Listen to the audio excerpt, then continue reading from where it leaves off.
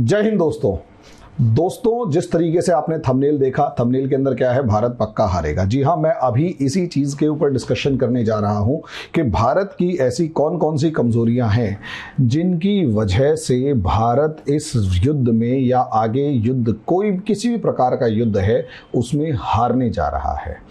अब वो क्यों हारेगा, कैसे हारेगा, इसके ऊपर डिस्कशन करेंगे। किस कमजोरी की वजह से हारेगा और उसका सॉल्यूशन क्या है, इसके ऊपर डिस्कशन करेंगे। लेकिन उससे पहले छोटी सी एक रिक्वेस्ट कि अगर आप लोगों को मेरे वीडियोस पसंद आते हैं तो मेरे चैनल को लाइक करें, सब्सक्राइब करें, शेयर करें, बेल आइकन जरूर दबाएं ताकि मेरी ये वीडियोस जल्दी से जल्दी आप लोगों तक पहुंच सके। दूसरा दोस्तों, अगर आप यूपीएससी की तैयारी करने जा रहे हैं तो आपके लिए एनसीईआरटी के बेसिक कंसेप्ट्स जो हैं वो सबसे ज़्यादा इम्पॉर्टेंट हैं और इन बेसिक कंसेप्ट्स के दम पर आप किसी भी एंट्रेंस एग्ज़ाम को प्रिपेयर कर सकते हैं।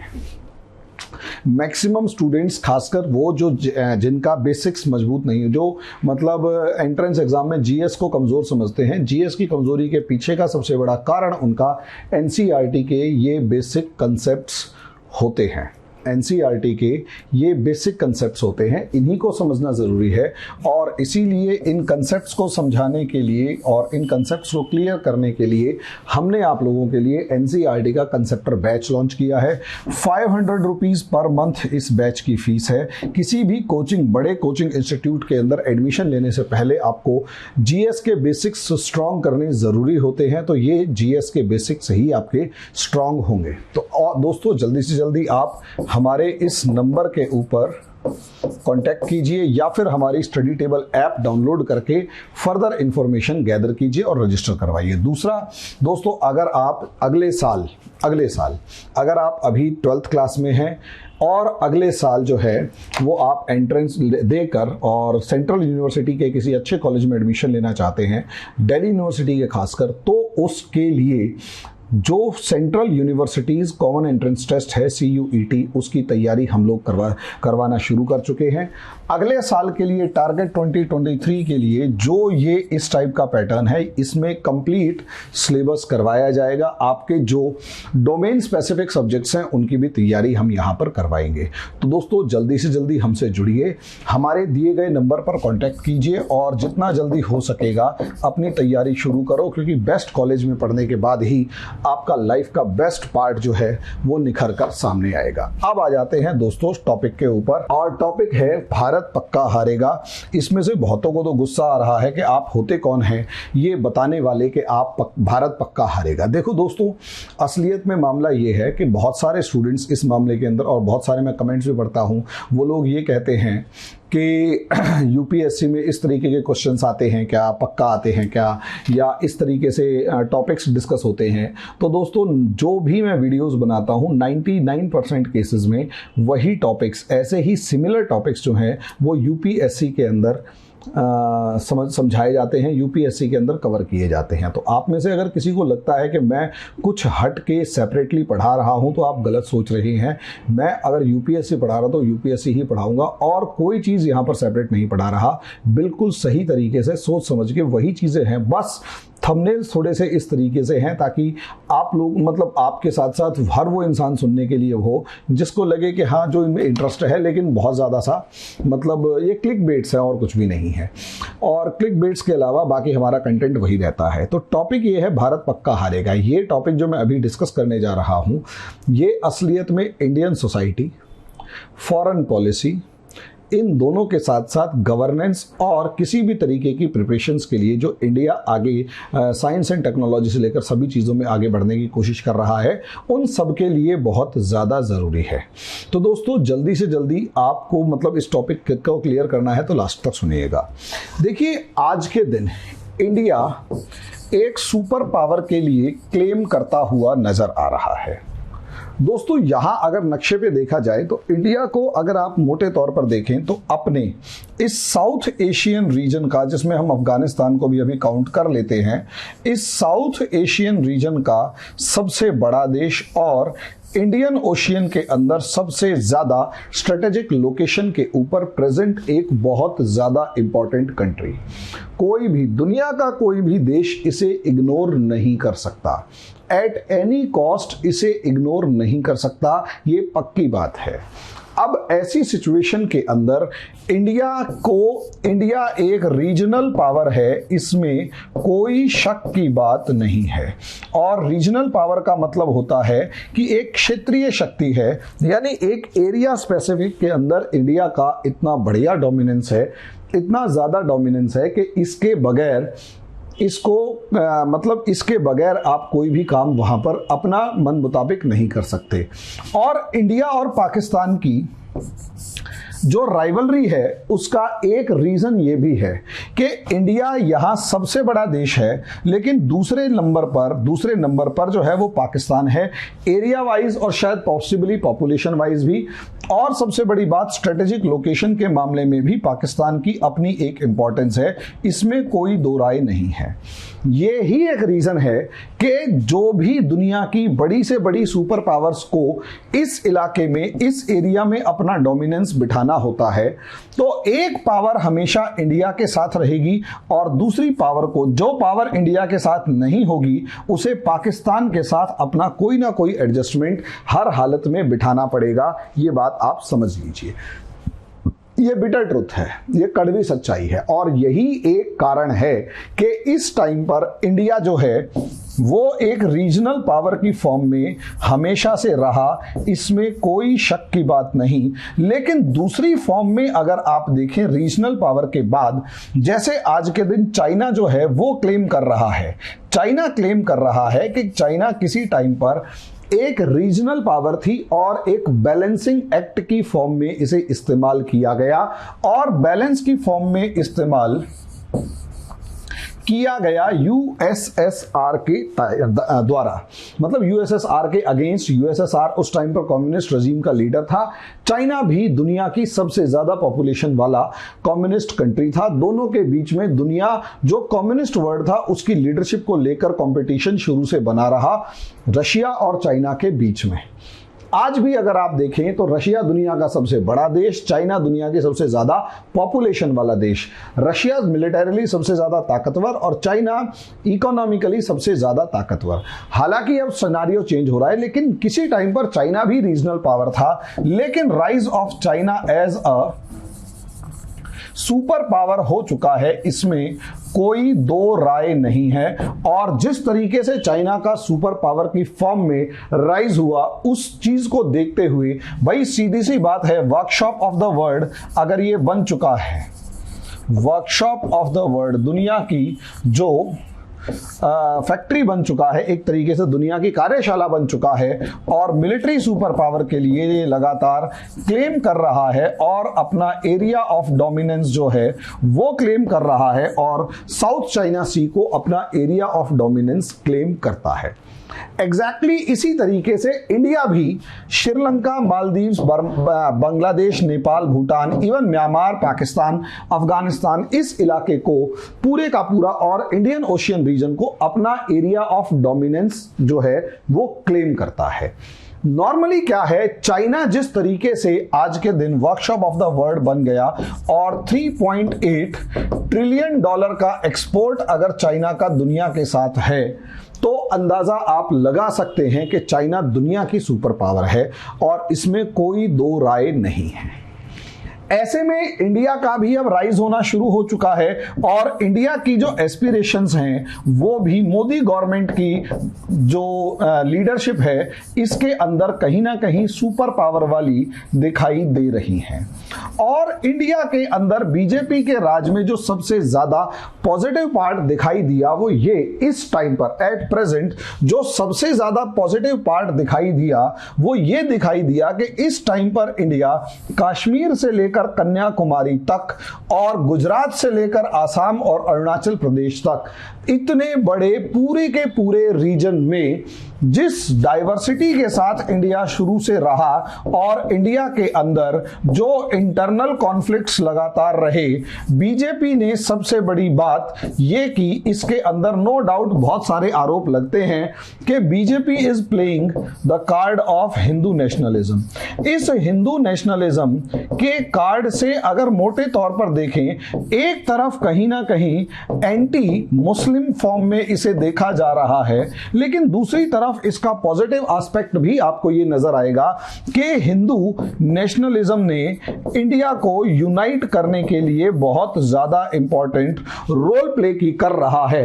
यही कारण है कि आपको केरला के अंदर भी बीजेपी आरएसएस की प्रेजेंस मिलेगी, तमिलनाडु के अंदर भी कहीं ना कहीं अब बीजेपी को सर उठाते हुए आप देख रहे होंगे। आंध्रा और तेलंगाना के अंदर ना केवल बीजेपी, दूसरी कोई भी पार्टी नहीं है जो मजबूती के साथ खड़ी हो, फिर भी हाथ पैर वहां पर मारे जा रहे हैं। इसी तरीके से बाकी इंडिया के अंदर बीजेपी एक बहुत स्ट्रांग पोजीशन में है, या तो वो मेन रूलिंग पार्टी है या फिर अपोजिशन में है, तो आपको दिखाई देगा कि बीजेपी अपने आप में एक, मतलब बीजेपी ने हिंदू नेशनलिज्म को तो बढ़ावा दे दिया। लेकिन यहां आप समझिए, इसी क्योंकि इंडिया यूनाइटेड फॉर्म में सबसे आगे बढ़ा, इसीलिए एक स्ट्रांग कंट्री के रूप में इंडिया आगे बढ़ रहा है। लेकिन अगर इंडिया एक वॉर के लिए आगे बढ़ेगा, जो वॉर का सिनेरियो चाइना के साथ लगातार बढ़ता जा रहा है, चाइना लगातार इस मामले में अपना कंस्ट्रक्शन भी कर रहा है। कल मैंने वीडियो बनाई कि चाइना की ये जो चाल है इंडिया पर भारी पड़ेगी। ऐसे में इंडिया और चाइना के बीच में अगर वॉर होता है, तो वो जो वॉर होगा इंडिया और चाइना के बीच में, असलियत में ये 5th जनरेशन वॉरफेयर होगा। इस 5th जनरेशन वॉरफेयर के अंदर अगर आप देखेंगे तो उसका एक अलग लेवल होता है। देखिए, नॉर्मली वॉर की अलग अलग स्टेजेस मोटे तौर पर देखी जाए तो एक लेवल ऐसा था जब फीस्ट फाइटिंग यानी हाथ और डंडों से आमने सामने जाकर जो इंसान लड़ पा रहा है वो 1st जनरेशन हो गया। 2nd जनरेशन के अंदर तलवारों से, भालों से, तीर कमान से, घोड़े से। 3rd जनरेशन हो गया जिसके पास स्ट्रॉन्ग क्या नाम है वेपनरी है, जो खासकर कैनन्स, तोपें और बंदूकें हैं, उससे। अगली जनरेशन जो हो गई वो शिप्स, एयरक्राफ्ट से, जिसके पास एयर पावर है वो। अब नया जनरेशन जो है 4th और 5th जनरेशन जो है वो यही है कि असलियत में आपको आपका दुश्मन दिखाई नहीं दे रहा होता, और वो जो वॉर है वो बॉर्डर पर जाने से पहले देश के अंदर ही, दुश्मन देश के अंदर ही लड़ी जाती है। और वो अलग अलग लेवल पर, यहां एक तरफ साइबर वॉरफेयर की बात करेंगे, और साइबर वॉर के अंदर इंडिया का जो भी सिस्टम है उसे हैक करके, जो भी सिस्टम है उसे हैक किया जाएगा और कोशिश की जाएगी कि वो कुछ टाइम के लिए ही सही कोलैप्स हो जाए, डैमेज हो जाए और पूरा सिस्टम रुक जाए। जैसे आप सुनते होंगे चाइना ने क्या किया, चाइनीज साइबर अटैक हुआ, और इस साइबर अटैक की वजह से हमारी जो इलेक्ट्रिक ग्रिड्स थी वो फेल हो गई, और लगभग 4 दिन तक पूरा का पूरा नॉर्थ इंडिया जो है वो बिजली जाती रही। 4 दिन बिजली जाती रही, रेल से लेकर मेट्रो से लेकर सब चीजें जो हैं वो जनरेटर के ऊपर चलने लग गई। अब आप सोचकर देखिए, उसने हमारी इलेक्ट्रिसिटी को कोलैप्स कर दिया, डैमेज कर दिया। दूसरा, अगर आप बैंकिंग सिस्टम के ऊपर उठाकर देखेंगे तो बैंकिंग सिस्टम को मान लिया उसने क्या किया, कोलैप्स कर दिया।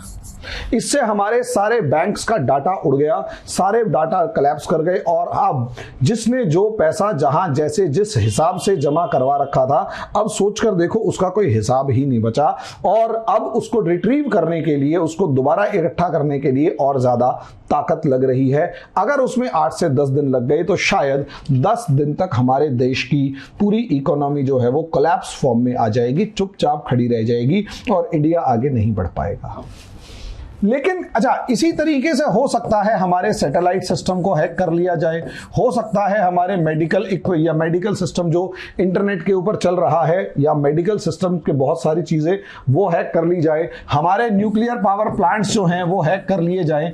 ऐसा बहुत सारी सिचुएशंस हैं जिनको कंट्रोल कर लिया जाए। सैटेलाइट सिस्टम में हमारा जो इरनस है जो हमारे को जो रीजनल ग्लोबल पोजीशनिंग सिस्टम है वो हैक कर लिया जाए। अब सोचकर देखिए, ये एक वॉरफेयर है, इसमें इंडिया जो है वो कहीं ना कहीं अपनी प्रिपरेशंस में लगा हुआ है, और इसमें कोई दो राय नहीं कि हमारी जब ये टीम अच्छे लेवल पर बनकर निकलेगी और जब हमारे पास एक स्ट्रांग टीम होगी, स्ट्रांग साइबर आर्मी होगी, तो इंडिया काफी हद तक बहुत कम ताकत, मतलब बहुत ही कैपेबल तरीके से इस वॉरफेयर के अंदर अपने आप को हैंडल कर सकता है, या यूं कहें चाइना के अगेंस्ट अपने आप को मेंटेन कर सकता है, जीत सकता है। लेकिन मैं इससे अलग बात कर रहा हूं। अगर आपको लगता है कि साइबर वॉरफेयर, तो असलियत में मैं आगे बढ़ रहा हूं सोशल कॉन्फ्लिक्ट्स की फॉर्म में। मेरे देश के अंदर, जिस देश में मैं रह रहा हूं, इस देश में एक माइंडसेट डेवलप हो चुका है। हालांकि इसके अंदर इसका एक रोल जो है वो मैं बीजेपी को मानूंगा, और एक रोल अपोजिशन जो इंडिया के अंदर है इसका मानूंगा, और एक रोल मैं हिंदू माइंडसेट को मानूंगा, और दूसरा रोल मैं मुस्लिम माइंडसेट को मानूंगा। कि असलियत में यहां मेरे को, और सबसे बड़ी बात यहां पर इसी को कहीं ना कहीं सिख या यूं कहें खालिस्तान की फॉर्म में इसके एग्जाम्पल को लूंगा। और सिर्फ इतना ही नहीं, किस तरफ से क्या कौन सा अटैक होगा मैं उसके ऊपर भी आपसे डिस्कशन करूंगा। अब आप यहां मामले को समझिए। जो आपको क्लियर होना चाहिए कि असलियत में इंडिया की सबसे बड़ी कमजोरी क्या है, कि इंडिया की जो सोसाइटी है वो एक तो डाइवर्स सोसाइटी है, और वो इतनी ज्यादा डाइवर्स सोसाइटी है कि हद से ज्यादा। और इस डाइवर्स सोसाइटी के कॉन्फ्लिक्ट्स जो हैं वो अलग अलग लेवल पर मौजूद हैं। इन कॉन्फ्लिक्ट्स को अगर आप देखें तो एक तरफ आपको कॉन्फ्लिक्ट मिलेगा, क्या नाम है, अगर इनके कॉन्फ्लिक्ट्स को देखेंगे तो आपको अलग ही लेवल पर मिलेंगे। एक तरफ कॉन्फ्लिक्ट जो होगा वो लैंग्वेज के नाम पर होगा, दूसरा रीजन यानी क्षेत्र के नाम पर होगा रीजन, तीसरा जो है वो रिलीजन के नाम पर होगा, और हो सकता है इसी तरीके से कास्ट के नाम पर भी आपको कॉन्फ्लिक्ट दिखाई दे, फिर क्लास के नाम पर कॉन्फ्लिक्ट दिखाई देगा, फिर प्रोफेशन के नाम पर भी कॉन्फ्लिक्ट दिखाई देगा, और न जाने किस किस लेवल पर अलग अलग फॉर्म में इंडिया के अंदर लगातार कॉन्फ्लिक्ट्स दिखाई देते हैं। और जब हमारे यहां इस तरीके का कोई कॉन्फ्लिक्ट दिखाई देता है तो उसका आउटकम यह होता है कि पूरे के पूरे सिस्टम को, और दूसरा एक तरफ तो ये कॉन्फ्लिक्ट्स हैं और दूसरा इस कॉन्फ्लिक्ट्स को हवा देने के लिए जो है वो डेमोक्रेसी हमारे देश में मौजूद है। अब इंडिया की जो डेमोक्रेसी है, डेमोक्रेसी दो तरीके से देखी जाए। एक तो डेमोक्रेसी के लिए जो बेसिक इंपॉर्टेंस है वो ये होनी चाहिए कि असलियत में जो एक evolved, educated and awakened society हो। एजुकेटेड एंड अवेकन्ड सोसाइटी इसकी सबसे बड़ी खास बात होती है। और दूसरी खास बात डेमोक्रेसी की ये होती है कि स्टेबल सोसाइटी होनी चाहिए। और कई बार जो डेमोक्रेसी के क्रिटिक्स हैं वो ये कहते हैं कि स्मॉल सोसाइटीज जो हैं इनके अंदर तो हमारे को डेमोक्रेसी का फायदा दिखाई देता है, इंडिया जैसी डाइवर्स सोसाइटी के अंदर किसी भी तरीके से आपको डेमोक्रेसी बहुत ज्यादा इफेक्टिवली काम करती हुई नजर नहीं आएगी।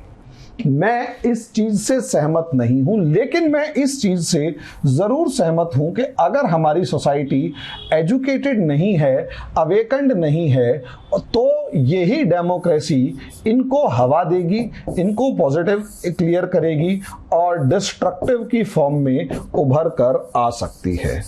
क्योंकि देखिए, इंडिया में किसी भी डेमोक्रेसी का जो बेसिक फीचर होता है वो होता है एक तो गवर्नमेंट के अंदर पार्टिसिपेशन इन द गवर्नमेंट, कि भाई सरकार के अंदर जो है वो हमारा पार्टिसिपेशन इन द गवर्नमेंट हो। इन द गवर्नमेंट हो, यानी इसे दूसरी फॉर्म में कहेंगे कि इलेक्टेड गवर्नमेंट होनी चाहिए और वो इलेक्शन जो है वो कॉमन मासेस के द्वारा होना चाहिए। दूसरी तरफ जो है वो किसी भी डेमोक्रेसी के अंदर freedom of speech and expression होना चाहिए, स्पीच एंड एक्सप्रेशन। हालांकि उसके अंदर इक्वालिटी भी एक बहुत ही ज्यादा इंपॉर्टेंट है और इक्वालिटी उसका एक बेसिक थॉट होना चाहिए, freedom of speech and expression और इक्वालिटी। अब असलियत में अगर हमारी सोसाइटी एजुकेटेड है और अवेकन्ड है, यहां पर एजुकेटेड और अवेकन्ड, शिक्षित और जागरूक जो सोसाइटी है उसी की हमारे को सबसे ज्यादा जरूरत होती है। अगर वो एजुकेटेड है यानी शिक्षित है और अवेकन्ड है यानी जागरूक है, तो वो इस freedom of speech and expression की सैंक्टिटी को समझेगा कि विचार एवं अभिव्यक्ति की जो स्वतंत्रता है वो पवित्र कितना है और उसे कैसे इस्तेमाल किया जाए, किस तरीके से यूटिलाइज किया जाए, ये चीज मायने रखती है। वही चीज इक्वालिटी की सैंक्टिटी को भी समझेगा कि इक्वालिटी किस बिहाफ पर होनी चाहिए वो माना जाए। लेकिन कहीं ना कहीं डेमोक्रेसी अभी हमारी जो इंडियन सोसाइटी है ना तो वो पूरे तरीके से या ढंग से एजुकेटेड है। एजुकेटेड ना होने की वजह से एक समस्या इंडिया में ये आ रही, और दूसरा अवेकन्ड भी नहीं है।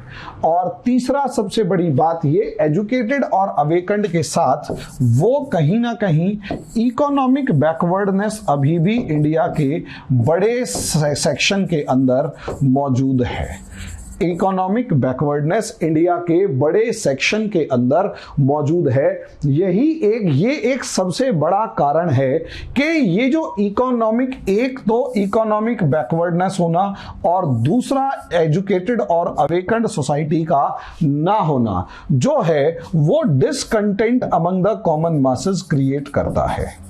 Discontent among the common masses, आम आदमी के अंदर ये डिसकंटेंट जो है वो क्रिएट होता है। अब जब आम आदमी के अंदर ये डिसकंटेंट क्रिएट होता है, एक गुस्सा आता है, तो यहां से एक जो लोअर लेवल लीडरशिप जो है वो डेवलप होती है, जो इन्हीं के जैसे छोटे दिमाग वाली बुद्धि, कम बुद्धि रखने वाली सोसाइटी होती है। असलियत में फिर जो कॉमन मासेस की लीडरशिप होती है, उस लीडरशिप भी वही छोटे छोटे और डिविजिव मुद्दे उठाती है और अपने हक की बात करने के नाम पे समाज के दूसरे हिस्से से उसको लड़वा देती है।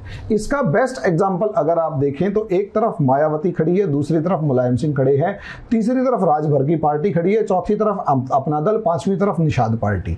ये वो पार्टियां हैं जो केवल और केवल समाज के एक हिस्से की आवाज उठाते हैं, उस एक हिस्से के लिए पूरा तरीके से शोर मचाते हैं और उनके वोट के नाम पर जमा घटा करते रहते हैं और अपना तिगड़म बिठाते रहते हैं और आगे बढ़ते रहते हैं।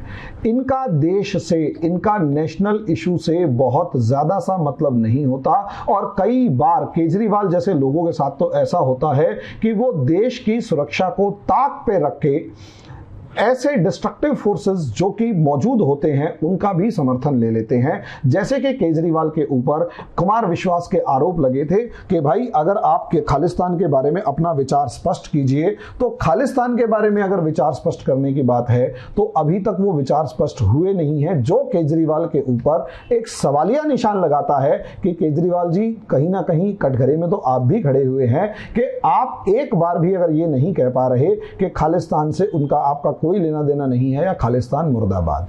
अगर ऐसी सिचुएशन है और इस तरीके के रियलिटी ये है कि केजरीवाल जैसे जो एक तरीके के कनिंग लीडर जब पैदा होते हैं तो सोसाइटी को कितना ज्यादा नुकसान होता है।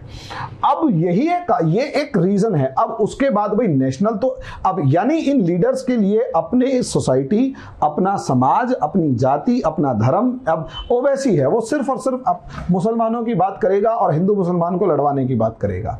हालांकि बीजेपी में भी ऐसे लोगों की कमी नहीं है और आजकल धर्म संसद का जो ट्रेंड चल रहा है, लेकिन अगर धर्म संसद की बात की जाए और धर्म संसद के बाद बीजेपी के कुछ साध्वी प्रज्ञा और क्या नाम है वो एक साधु और घूमता रहता है, उनके जैसे अगर बात की जाए तो वो एक लिमिटेड नंबर में है और वो बीजेपी की लीडरशिप में भले ही संसद में बैठे हुए हैं और बीजेपी की लीडरशिप में वो कहीं ज्यादा पीछे की तरफ बैठे हुए हैं।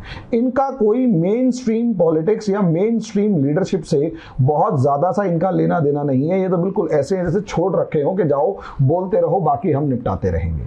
और आजकल तो वो भी कहीं ना कहीं साक्षी महाराज, आजकल तो कहीं ना कहीं ये लोग भी मुंह पे पट्टी बांधे बैठे हुए हैं और धर्म संसद जो है वो आगे दिखाई दे रही है। लेकिन अगर मेन स्ट्रीम पॉलिटिक्स में किसी भी पॉलिटिकल पार्टी का चीफ और उसका छोटा भाई ओवैसी जैसे लीडर्स अगर इस तरीके की हरकतें करने लग जाएं तो समझ लीजिएगा देश के अंदर सोसाइटी डिवाइडेड है। अब आप मुझे एक बात बताइए, इंडिया की इस डिवाइडेड सोसाइटी, इंडिया की इस सोशल प्रॉब्लम का पता क्या इनको नहीं होगा? सोशल प्रॉब्लम्स की इंफॉर्मेशन क्या हमारे दुश्मनों को नहीं होगी? मुझे इतना बताइए, क्या हमारे दुश्मनों को इंडिया की सोशल प्रॉब्लम्स की इंफॉर्मेशन होगी या नहीं होगी? असली बात यह है, इंडिया की प्रॉब्लम अच्छे तरीके से मालूम होगी इंडिया के लोगों की इन प्रॉब्लम्स का, खासकर चाइना जैसे कंट्री को जो हमारे घर के अंदर इंडिया से ज्यादा चाइना हो चुका है।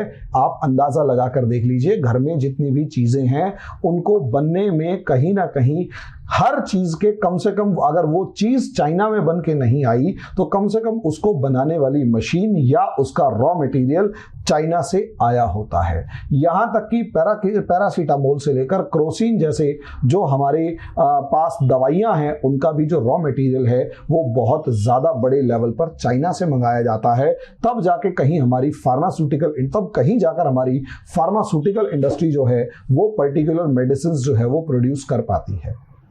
अब ऐसी सिचुएशन में एक देश या हमारा जो दुश्मन जिसके ऊपर हम खुद डिपेंडेंट हैं, वो देश पूरे तरीके से अगर हमारी सोसाइटी को परख चुका है और सोसाइटी की माइंडसेट के अकॉर्डिंग अपनी प्रोडक्ट्स बना रहा है, तो उस माइंडसेट को पहचान के क्या वो देश के अंदर कॉन्फ्लिक्ट्स को हवा नहीं देगा? मुझे सिर्फ इतना बताइए, क्या वो हमारे देश के अंदर कॉन्फ्लिक्ट्स को हवा नहीं देगा? मेरा मानना यह है कि भाई, मैं इसका एक एग्जांपल अभी देता हूं।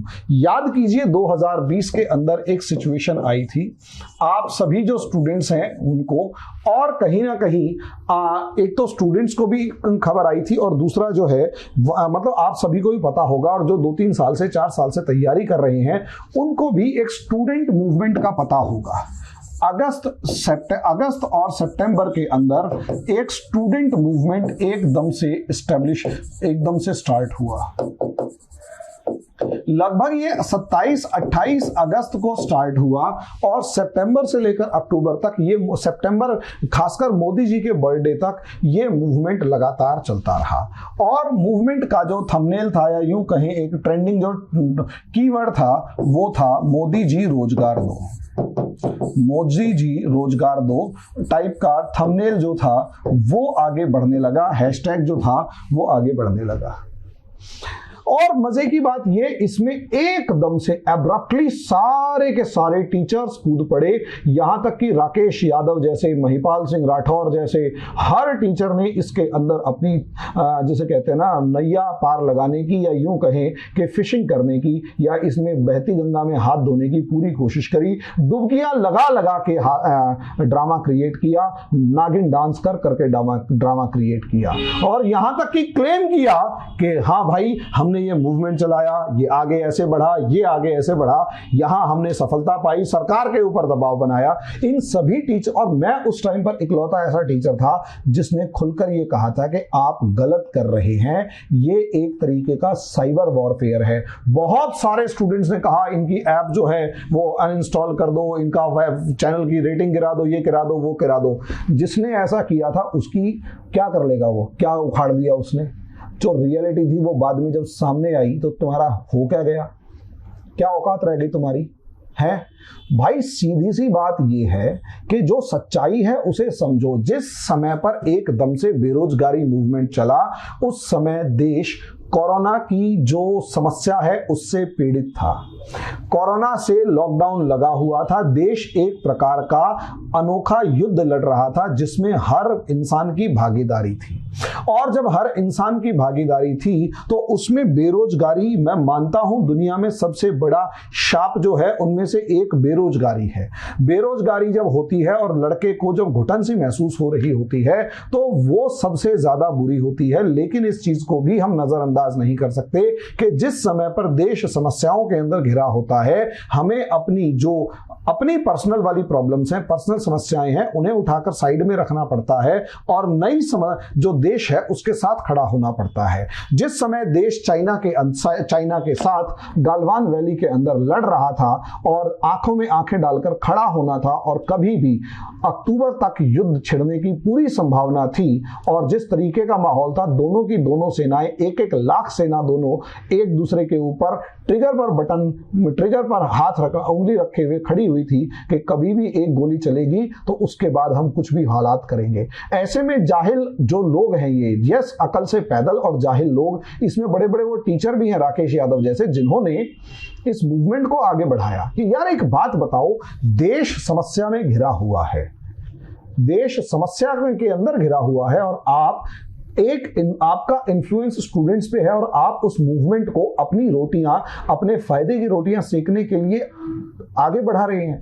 ऐसे लोग देश में भरे पड़े हैं जिनको देश की मुसीबत से कोई लेना देना नहीं होता। वे केवल और केवल अपनी रोटियां सेकते हैं, अपना फायदा कमाते हैं और निकल लेते हैं।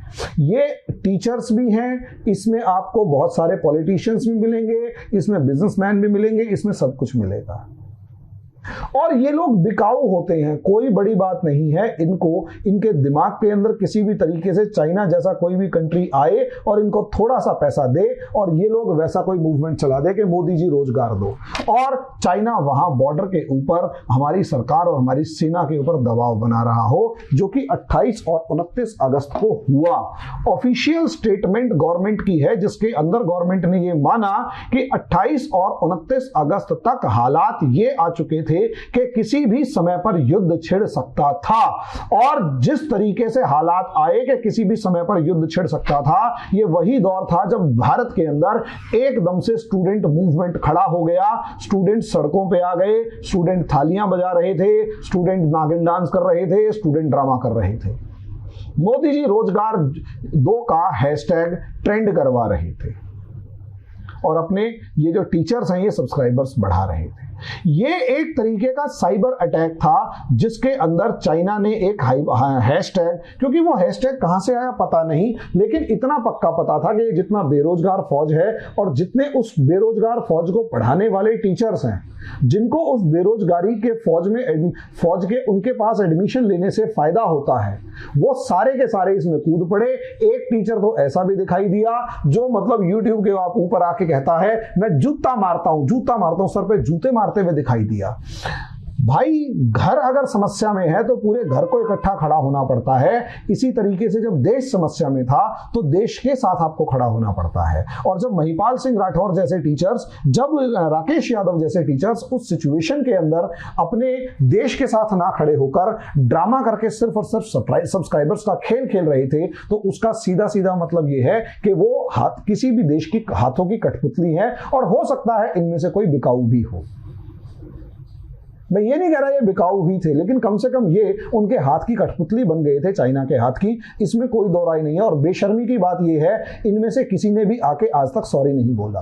मैं इसी चीज के ऊपर उठाकर आप अपना जो है इसी चीज के ऊपर अपना एक ओपिनियन रखना चाहता था। ये एक एग्जाम्पल की फॉर्म में देखा जाएगा। और आज आप देख लीजिए, चाइना जो है एक तरफ पेंगोंग त्सो के ऊपर अपना इंफ्रास्ट्रक्चर डेवलपमेंट कर रहा है, रोड बना रहा है, ब्रिज तो बना चुका है पेंगोंग के नॉर्थ और साउथ कॉरिडोर को, नॉर्थ और साउथ बैंक को जोड़ने के लिए। उसके बाद अब वो सदर्न पार्ट्स पे जो उसके इलाके हैं वहां पर ब्रिज बना, जिन पे उसका कब्जा है, उन पर रोड्स बना रहा है ताकि जल्दी से जल्दी अपनी आर्मी की मूवमेंट को करवा सके। इंडिया जो है अभी इस मामले में पीछे है, लेकिन जहां एक तरफ चाइना जो है अपने देश के बॉर्डर को मजबूत कर रहा है, मजबूती के साथ साथ आगे बढ़ा रहा है। एग्जैक्टली वही सिचुएशन उसके उलट अगर इंडिया में देखा जाए, चाइना तो अपनी स्ट्रेंथ को बढ़ा रहा है, अपनी जो प्रिपरेशंस हैं उन्हें मजबूत कर रहा है, अपनी स्ट्रेंथ को बढ़ा रहा है और अपनी प्रिपरेशंस को मजबूत कर रहा है। वहीं दूसरी तरफ अगर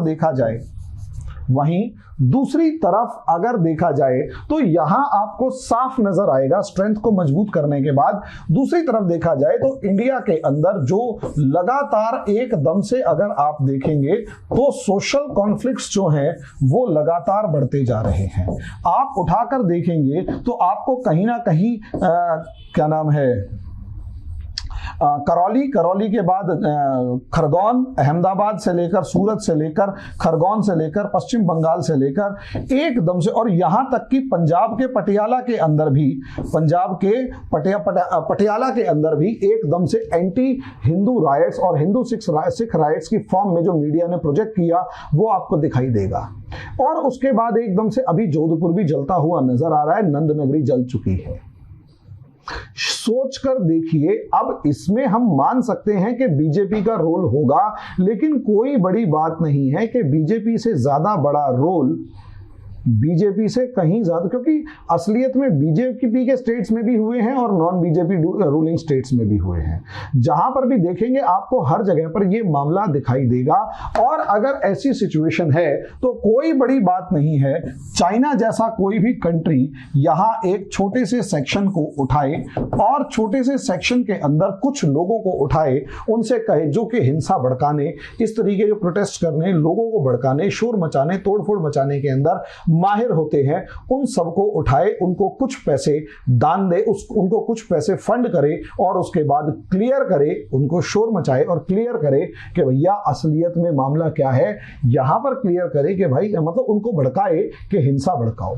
अब सोच कर देखिए, ऐसा भी हो सकता है कि जब हिंदुस्तान और चाइना की लड़ाई हो, एक तरफ चाइना और पाकिस्तान खड़ा हुआ हो और दूसरी तरफ हमारे ये जो राकेश यादव जी हैं, महिपाल सिंह राठौर जी हैं और जितने भी दूसरे टीचर्स हैं, वो एकदम से शोर मचाना शुरू कर दें, मोदी जी रोजगार दो, मोदी जी रोजगार दो। और वहीं दूसरी तरफ दूसरे जो नेता हैं वो एकदम से शोर मचाना शुरू कर दें अलग अलग नाम पर कि नंदनगरी दोबारा जल उठा, खरगोन दोबारा जल उठा, अहमदाबाद जल उठा, सूरत जल उठा, उसके बाद जालौर जल उठा, उसके बाद क्या नाम है, जोधपुर जल उठा।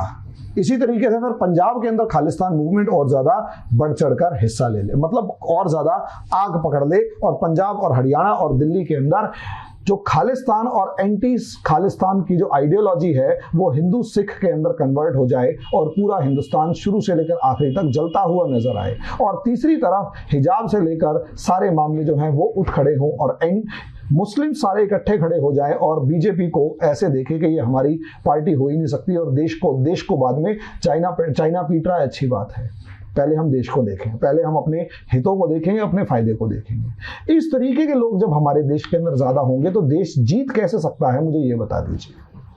चाइना को कुछ नहीं करना, हर सोसाइटी के अंदर, हर ग्रुप के अंदर, हर कुछ एरियाज के अंदर एक या दो लोगों को भेजना है जो इस तरीके की हरकतें करें, या एक या दो बिकाऊ नेताओं को ढूंढना है और उनमें से एक दो टीचर्स को भी ढूंढना है जो इस तरीके का मूवमेंट छेड़ दें और सरकार के ऊपर दबाव बनाने के लिए किसी भी हद तक जा सके। तो देश जीतेगा कैसे, वो तो हारेगा। मैं बहुत ज्यादा ऑफेंडेड हूं जो हमारे टीचर्स ने इस तरीके की हरकतें करी थी। यार, आप बिजनेस से ऊपर देश को नहीं रख सकते, मतलब देश से ऊपर बिजनेस को नहीं रख सकते।